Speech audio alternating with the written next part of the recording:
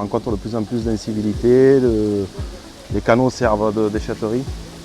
Donc on a mis en place des barrages flottants pour collecter tous ces déchets afin qu'ils n'aillent pas à l'Ouvèze.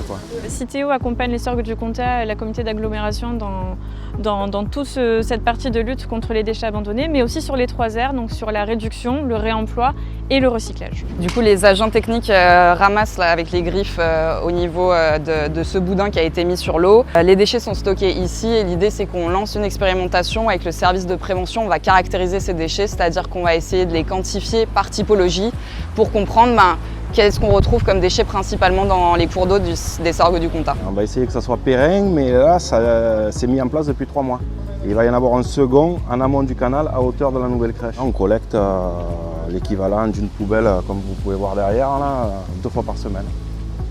Bouteilles, canettes, plastique, déchets de tout genre. Ça va servir d'avoir une approche scientifique, d'essayer de comprendre en fonction de la quantité et de la typologie qu'est-ce qu'on retrouve sur le territoire des Sorgues du Comtat. Donc c'est bien de multiplier les actions, d'avoir de l'affichage, de la radio, de la presse, mais aussi de la prévention dans les écoles ou comme ici, donc des actions qui sont un peu plus artistiques. Donc on va adapter le message en prenant en considération toutes les contraintes qu'on peut avoir quand on a des enfants, quand on a un certain âge et qu'on peut plus se déplacer comme on veut.